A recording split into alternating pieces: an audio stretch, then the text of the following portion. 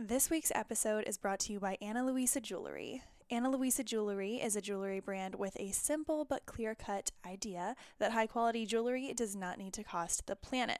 This is jewelry that you can feel amazing about wearing, buying, and gifting. So as the holidays are approaching, we want to kind of get the gifts going, we want to get the shipping going, we don't want to wait, and we want to get it all done with ASAP, but we also want to do something that we know is going to be impactful and meaningful for the environment. So introducing Luisa Jewelry. So their philosophy is that they want to have the highest quality products at affordable prices. So they use carbon and water neutral operations. That's what's beneficial for the planet. We don't realize how many fast fashion companies are actually making a huge damaging impact on our environment. That's why Luisa uses vetted factories and a transparent supply chain. So I can really get behind this jewelry. I've gifted it already to a couple of friends, and some of my favorite pieces that I have been wearing are the Michelle cuff, the little ear cuff. It hugs around your ear. So if you're trying to look a little more edgy and you're trying to elevate the ear candy, then you definitely want to be looking into these. My absolute favorite is the Antoinette. It's edgy, it's beautiful, it's got this gold cuff, it's got what looks like rhinestones or diamonds all around the edges. It looks like something Rihanna would wear, and I'm into that. I also have been wearing the Margot pendant necklace. So those are my three favorites that I have been wearing almost daily. You've probably seen me wear it in my Instagrams. But if you haven't already gotten to your Christmas shopping, your holiday shopping, make sure you use the code Eliza G for 10% off of any of your purchases. I can tell you right now, my favorite ear cuff, the Antoinette, is actually on sale. So go check it out, and you can check it out with 10% off using the code Eliza G on your first order. That is Luisa Jewelry, ANALUISA jewelry.com, ANALUISA.com, and make sure to use the code ElizaG at checkout for 10% off. And I'm telling you, you're going to want to check out the Michelle cuff, the Antoinette cuff, and the Margot necklace, and you will not go wrong. Thank you so much, Luisa, for sponsoring today's episode.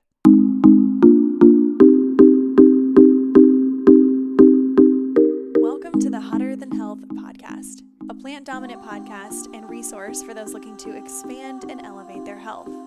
Every Thursday, you can expect provocative and engaging topics, entertaining interviews, and some of the biggest names in health and wellness.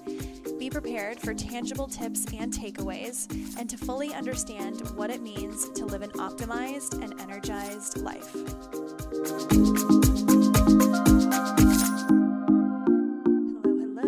Listening to this week's episode of Hotter Than Health. My name is Eliza Gelman, your host. I am a podcaster, a holistic nutritionist, a personal trainer, and overall wellness junkie, if you will. So let's get into today's episode. We have a one-on-one Q&A. We are going to have more of a brief episode today because next week we are going to be really putting out a lot of plant-based information, recipes, holiday tips, tricks. We are going to have one of my friends, Elizabeth. She has the podcast Plant-Based Not Perfect. We're going to be doing a little swap, so make sure you're on the lookout for that. And last week we had a really deep and profound interview with my good friend Ashley. So if you haven't checked that out already, we get into energetics, we get into healing, trauma in the body. It was beautiful. So today I really wanted to lighten it up and get into a Q&A. We haven't done one in a couple of months. Last time we did one, it was on YouTube. Haven't done that. I think I did it one time since. So some of the episodes are up on YouTube on video form, but if you are a YouTuber and you like to do that and it's easier for you to subscribe there, then absolutely. Or if you know a bunch of friends who use YouTube, then absolutely send them the episode via that platform. So before we get into today's episode, we're going to go through probably 3 or 4 questions that I get most commonly, and then I'm going to refer you to some resources that I've either posted on social or previous episodes that we have done. But either way, I would definitely pull out a sticky note, or if you're listening as you're working throughout the day, put it on a little whiteboard next to you so that you can refer back to episodes. That's what I like to do when I'm listening to podcasts. Or if you're on a walk or on the treadmill, pull up your notes app so that you can be like, oh yeah, that was the episode. That's what I like to do. But nobody was asking because I'm the only one here. Okay, let's quickly do a little recap. I wanted to make sure that everyone was fully aware. I am doing this shit again. We are doing Nourish and Elevate another time. Not last year, about 7 months ago, we did Nourish and Elevate, which is a 1-month intensive nutrition and wellness program where we had a group of probably 50 women. We met women and men, and we met once a week, and all of the calls were recorded. We created a community. There was a Facebook page. There was a meal plan. It was all plant dominant. It was so amazing. We talked about hormones. We talked about how to fit fitness into your overall wellness plan, but make sure that it's good for your hormones. We talked about carbohydrates. We talked about anxiety, stress, integrating more of a wellness practice. So if you are already feeling like you have kind of gotten your nutrition down, you've gotten your fitness down, but you want to take it a step further and you want to get more into the mindfulness practices with journaling and those types of things, more energetic work, this is the program for you. And on the flip side of that, if you have really just started to kind of tap into the wellness world, but you don't know exactly where to go, this is for you as well. So we make it super approachable. This year, we are going to amp it up. It's going to be 10 times more valuable because we are adding in guest speakers, we are adding in workouts, we're adding in lives. It's going to be a bit more of a big deal, and I want to keep the cost extra low, so just be on the lookout for that. It's going to be in everyone's price range. I'm sorry, that was a generalized statement. You know what I'm saying. I'm going to try and keep it as low cost as possible so that we can get a bunch of people on board who are wanting to just expand their lives, elevate themselves, get their digestion right. We're actually going to start at January 1st. I'm going to be sending out emails starting November 1st, so that's about 10 or 11 days from now. Make sure that you are subscribed onto my website so that you can be on the lookout for those emails ASAP. So you can either sign up pre-sale or you can ask questions, look at the FAQs, and get more information, or sign up a friend, whichever. But anyways, Nourish and Elevate, it's on its way. You'll see it on my Instagram at ElizaG_fit_wellness or Hotter Than Health podcast. So be on the lookout for that, and we'll do another episode going a bit more in depth. But overall, the feedback that I got from it was, oh my gosh, this was so valuable. I feel like I have learned so much, created a community. We had some tears, we had some breakthroughs. We had people who had finally started to have it click why they were hitting a plateau with weight loss or weight gain. We had a lot of people hitting plateaus with mindfulness. We had stress. We had people who didn't know how to combat stress and keep wellness practice without getting overwhelmed. It was a really beautiful setup for that month, and I really enjoyed it. So we're going to be doing that again, January 1st, after the holidays, and cool.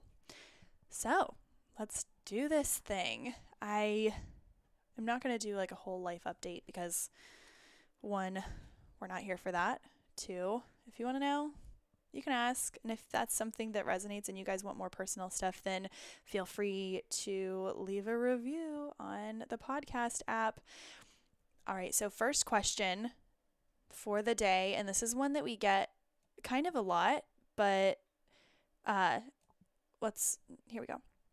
All right, this question is, what are your thoughts on carb cycling based on your cycle? So I guess your menstrual cycle.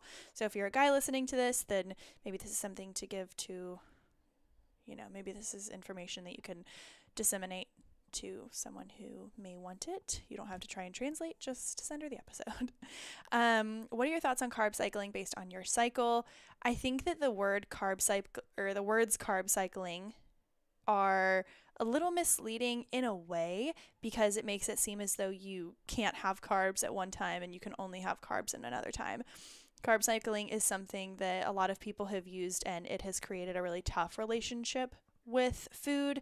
Now, I did a whole podcast episode, and this is one of those times where if you want to write something down, this is the time to do so. But I did do an episode. You can look back all the way to episode 12. It's just like a 25 or so minute episode about carb cycling and a couple other things. But yeah, that was 2018, episode number 12. If you want to look back, we do more in-depth look at carb cycling, but overall, I do think that there are beneficial times for females if you are tracking your cycle to focus on certain types of carbohydrates as opposed to prioritizing fats and protein.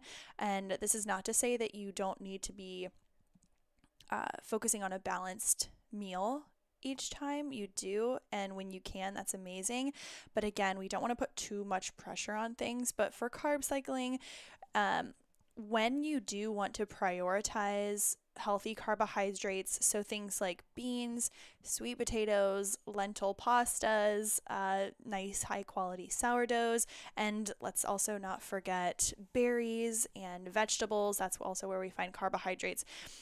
I find it important to also mention carbohydrates that's where you get your fiber. So fiber is just the indigestible part of a carbohydrate. So we know that fiber is something that helps promote longevity. It helps promote fullness and satiety, as well as balancing blood sugar. It helps keeps us regular.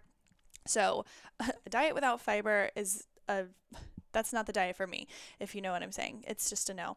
But so we don't want to villainize carbohydrates in any sense, but we do also want to remember that it's not just bread and pasta and grains. It's also berries and vegetables and other fiber-filled foods as well. So during your cycle, we want to take a look at where you are in your cycle when you are leading up to your period in what's called the luteal phase. So it can be up to 2 weeks before your period. That is the time of the month where you want to be prioritizing high quality fats and proteins. So things like salmon, things like avocado, nuts, walnuts, chia seeds, hemp seeds. And if you don't want to change up your diet and your day-to-day too much, it might be beneficial to, during that time, just incorporate more chia seeds. I like to do chia seeds in my water sometimes just to let them float around, just like a half a teaspoon in my water. That way I'm getting some of those omega-3s. It's very anti-inflammatory, great for joints, great for digestion. I think it's just a nice little way to add it to your water. Adding more berries to your smoothie, adding it to your oatmeal, adding it to your toasts, doing that for your pre-workout as opposed to maybe a banana with toast. So we want to be prioritizing fats and proteins, not getting rid of carbohydrates by any means, but just prioritizing fats and proteins instead of maybe breads. So an example of that is after your period, when you are in your follicular stage, when you can focus a little bit more on carbohydrates, that would be a time when you're like, okay, maybe you do some nut butter, banana, and toast or rice cakes for your pre-workout. But when you are leading up to your period, maybe you would want to focus on things like dark berries, as well as a little bit of nut butter or just some chia seeds, something with some healthier, lighter carbohydrates that are a little more water filled. So those are the different types of carbohydrates that you could use at different points. And I'm not saying you can't have bread. It's just be more mindful of the types of carbohydrates, because it's really going to help nourish your body for what it really needs during that phase of your cycle. So before the period and leading up to it, you want to focus more things on like sweet potatoes, fats, proteins, so fish, whatever, and then, or even just like a high quality plant-based protein with a ton of berries, maybe a little avocado and cinnamon. That's a great smoothie. Then after the period, you want to be that's when you can kind of focus more on high fiber, bright, fresh foods, maybe some sourdough. Maybe that's when you have some pastas with veggies in it.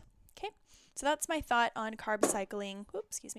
That's my thought on carb cycling, and I don't think that we need to necessarily do it in that direct of a way.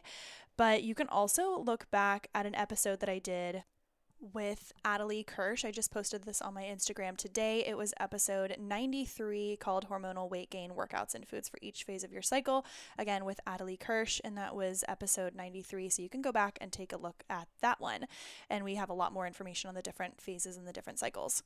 Next question that we had come up was ways stress and anxiety can impact the body physically and how to reduce it. And I'll repeat that. What are ways that stress and anxiety can impact the body's physically, and how can we reduce it? Brief interruption to tell you all about one of today's show sponsors, Organifi. If you follow me on Instagram or you have heard the podcast before, you know I am obsessed with this brand. I get questions all the time from clients, strangers in the DMs, always asking men, women, children, how much protein do I need to be getting and what kind of protein powder should I be using? I know so many of us are trying to reduce the amount of animal products that we use. We're trying to be more plant dominant, and we still want to get our protein. We are active, we are moving, we want to maintain muscles, and we want to stay full as well. So introducing Organifi's plant protein. This is my favorite product from them by far. Daily, I will use the greens powder that they offer, which has so many potent antioxidants, but also the protein powder. I use it. My boyfriend uses it. He asks me every single week when we're getting a new shipment of it. I tell him, babe, we still have plenty. He says, no, hurry up and order it because I really don't want to run out of it, because every time we run out of it, I miss it. So we are hooked in this house. The reason why I really love Organifi and their protein powder is because it's backed by science. It is absolutely formulated with digestive enzymes to make sure that you're not feeling bloated or gross after drinking the protein powder. The flavor is on point. It mixes beautifully. I like to do it in smoothies, coffees, and in oatmeal as it's getting colder outside. But my favorite thing about this is that it has been tracked and it has been scanned, tested, and rid of all glyphosate.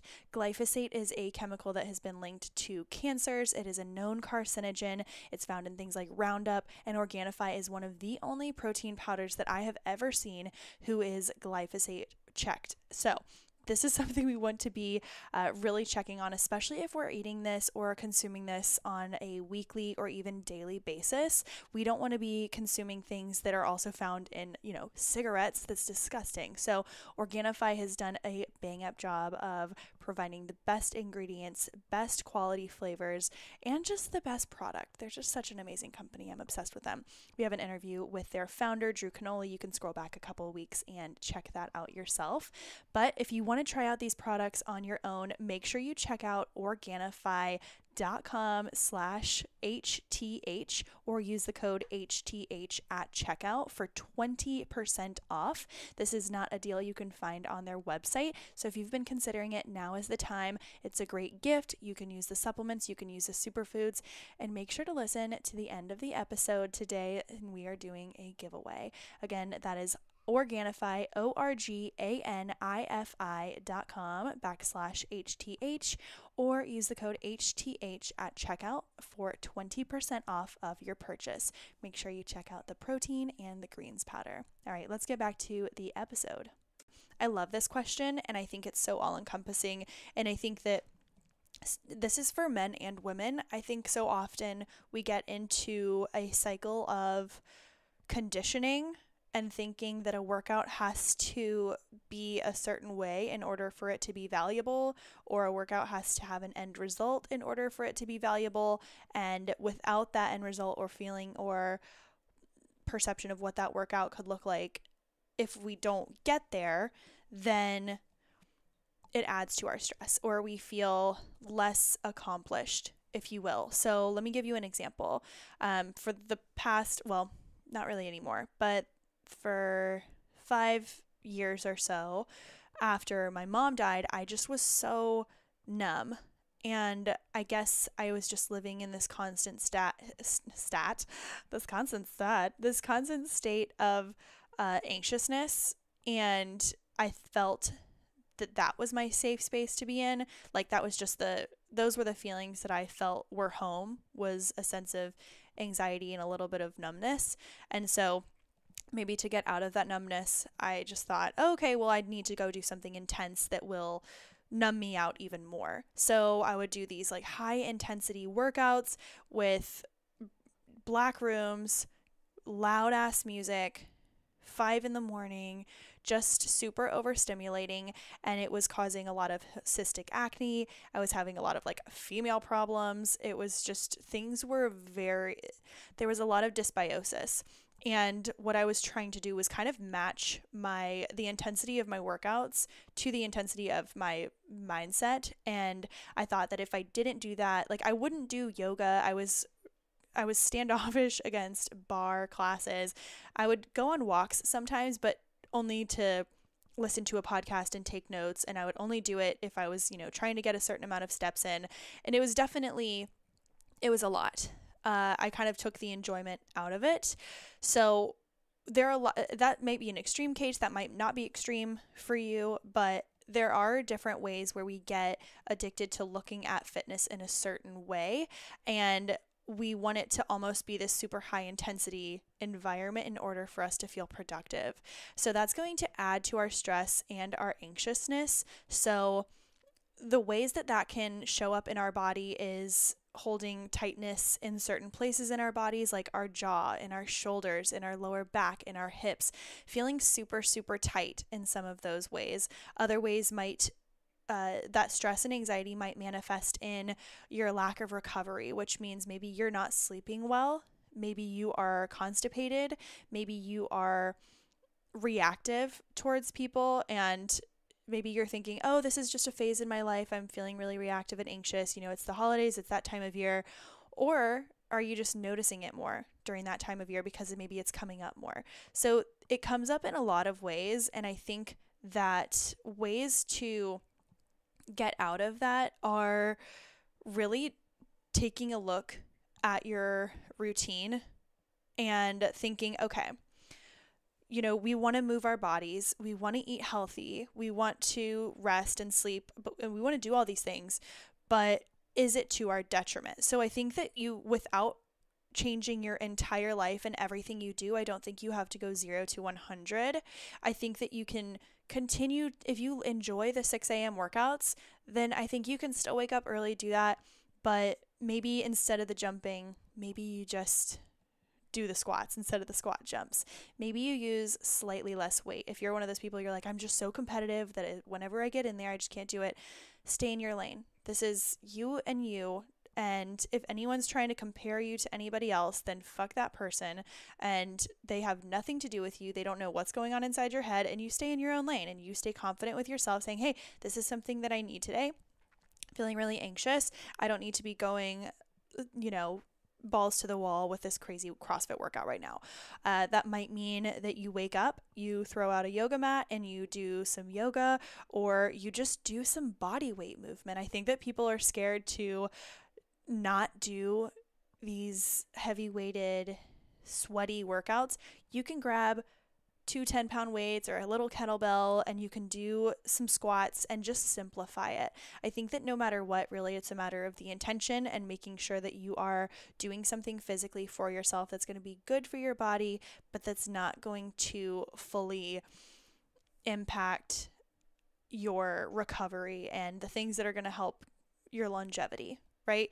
So a lot of people may notice that if they're doing these super intense workouts all the time, they might be craving tons of food all day long. And they might be feeling like they're holding on to a lot of water retention, which happens after intense workouts. So it could be a good time for you to just listen to your body, not compare yourself on social media, spend less time on social media, and just say, okay, I'm going to do walks this week. I'm going to do body weight. And if I do go into that class, I'm just going to put boundaries up for myself and just do what I want to do. I think we forget that we are allowed to just do workouts that we want to do.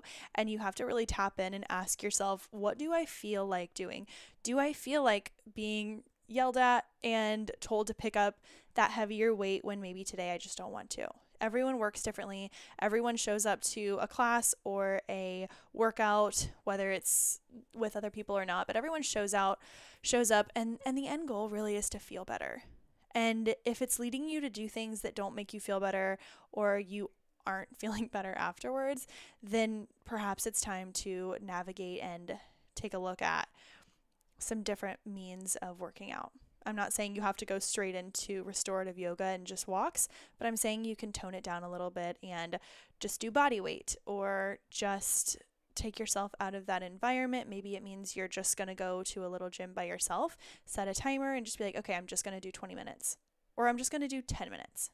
So I think doing whatever you can to feel good about your fitness and your self-confidence by keeping those little commitments to yourself, that will automatically take some stress away. And I think that taking yourself out of the box that you may have subconsciously put yourself in is going to be really good at helping reduce stress and anxiety's impacts on the body. But absolutely, I mean, stress and anxiety, it'll show up in different ways. You just have to get calm and quiet enough with yourself so that you are able to actually see it and ask yourself if everything you're doing is to numb yourself out. Because if that's the case, then we're not really going to find where that stress is living, where the anxiety is living, and how you can reduce it. So take a look at your triggers, take a look at what is coming up, where you're holding it. Are you like shoulders up near your ears? Are you tense in your jaw? Are you not sleeping? Maybe you reduce the caffeine a little bit. That's what I had to do. Yikes. Okay, next question. And I really like this one. We have a couple. I'm just going to do two more. This question was stepping away from the grind, even if it's wellness, softening, and working less to do more. This goes back to something that I preach all the time, and I am working on practicing, which is you don't have to do more to be more. So again, stepping away from the grind, even if it's for wellness, softening, and working less to do more. And I really love this question. I think that often we feel like we need to perform all these things as acts of self-care, or we need to do for self-care, or we just need to, I think self-care is almost a crutch right now where people are leaning into like, oh, I'm just going to watch The Real Housewives for 3 hours. Self-care, I just need a day. But really, I would consider part of those things just numbing out.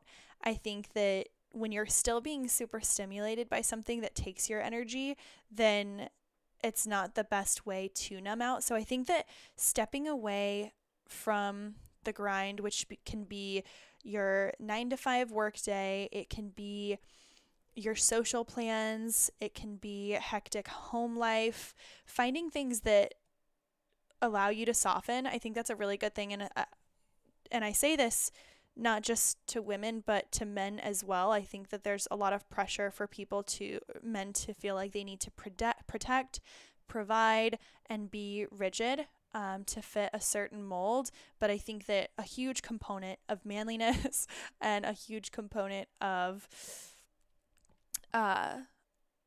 being able to be a good listener and be graceful is to feel your emotions, allow yourself to feel those emotions. So however you get that, if you need to just sit and meditate and just breathe and not look at your phone, put your phone on the other side of the room and just sit there by yourself for 10 minutes, you might think, oh, I'm bored, or you might just think of the next thing that you have to do on your list. At the end of the day, we just have to think, are we numbing ourselves? Or are we too scared to feel that emotion? Because emotions can be heavy, but, at the end of the day, if we're feeling stressed and anxious, that's also a feeling. So would you rather go through the motions of understanding that you can feel sad, you can feel happy, you can feel defeated, you can feel confident, you can feel all of those things, and take on the brunt of the work that it takes to be able to tap into those feelings? Or would you rather just live in a constant state of comfort, which your comfort might look like anxiety, right? So your comfort and your homeostasis might just be this frenetic energy where you're always going, constantly moving. Like, I'm talking to myself here, but I think that doing less and going for a walk, and I was even telling someone this yesterday, I would only go for a walk if I knew that I could be productive, getting steps. But so lately I've just been listening to music, which has been challenging for me because I'm like, oh, there are so many things that I want to learn and listen to and check off my list. I want to catch up on this. But then I was like, okay, I'm just going to listen to music on this podcast for the first 20 minutes, or on this walk for the first 20 minutes, and then I'll turn on a podcast. Just doing things that allow your mind to get creative, allow yourself to really, really daydream in a way, and that will lead you to maybe looking back on memories of your childhood, maybe looking at parents, maybe thinking of family and loved ones, bringing you back to either a place of gratitude or a place of, oh my gosh, I used to wish for this and now I have it and now I'm still not happy. You can come to realizations and these small epiphanies when you allow yourself to not be super charged and to allow yourself to just be still, or if being still is not for you, then still being, you can be moving, but being quiet and observant of your own thoughts. That's really huge. And then last question, you can clearly hear Jack he's over the podcast. He's fucking over it. I also feel weird. He's got a weird little limp in his shoulder. He's almost 14, which makes sense. He should have like limps and lumps everywhere, but poor little guy. The last question that I want to touch on, and I'm not going to give advice here because that's not in my scope of practice. I don't really have much knowledge of it, and I don't really have much backing to give any advice on this, but someone was really interested in psychedelics for healing, and that really makes me excited because I feel like we're finally getting to a place where we're normalizing using psilocybin and magic mushrooms and small microdosing amounts of like mushrooms and LSD, things like that, to tap into your subconscious to heal certain anxiety and, not disorders, that type of thing. And I think that it's such a fascinating industry of these microdosing elements of wellness. I really want to hear more about this. So if anyone has info on like not just ayahuasca, which is, you go to the jungle and you drink this tea and then you vomit for forever and then you apparently you lose your ego and you see things and you feel things and you're spiritually awakened in a massive way, and I'm sure I'm explaining that wrong, but I really want to know more about psychedelics for healing, because I think that it would be so great for just dropping walls, dropping boundaries, and tapping in to either a creative side or your emotions. Maybe if there's some hidden trauma, it's there, but you can't really find it. Maybe it's something subliminal in your subconscious, like limiting beliefs. I think that is so cool, and I want to hear more about that. I know some people who have done a bunch of microdosing. I know people that do it almost daily, and it's in such a small dose that it really just helps them stay creative and stay calm and happy. It's just so interesting. I think if you do it in the right way, then it has so many amazing effects. But if you have more on that, and you guys know any professionals that deal with psychedelics for healing and medicinal mushrooms and microdosing, let me know. I would love to have them on the podcast if you guys would be interested in hearing more about that. But overall, I hope that you all have enjoyed this Q&A. Quick note. So make sure that you follow me on Instagram at ElizaG_wellness. Today, I am starting a giveaway. I'm going to be giving away a whole tub of Organifi plant-based protein powder. And I'm also going to be giving away one of their pure packets of it's like their digestion and mental clarity packets. You've seen it on my Instagram a ton of times. I travel with it. It's really great for hydrating. It's great for individual packets. And I'm going to be giving away a whole case of that, as well as a whole case or a whole tub of Organifi vanilla plant-based protein powder. It's incredible. It's the one that I've been using. And if you want to check out more of their products, I highly recommend it. Go to the link in my bio or the link in the show notes, Organifi.com/HTH, and you can get 20% off. So enter in to win the giveaway. I'm pumped for this, and I hope that you all enter, and best of luck. Be on the lookout. Subscribe to my website so that you can get email notifications for the Nourish and Elevate program. I think that if you are interested in the wellness world at all, then this is going to be a huge game changer for you. It's a gift for yourself, gift for others. Without further ado, that was our episode, and I'm so excited for next week with Plant-Based Not Perfect. Be on the lookout for some new things coming. All right, talk to you all next week. Thank you so much for listening. Make sure that you head on to the podcast app or iTunes, leave us a review, 5 stars. Let us know what you liked about this episode, what you'd like to hear more of, and we will absolutely use all of that information for upcoming episodes. Hope you all have an amazing rest of your week, and we'll talk to you next Thursday.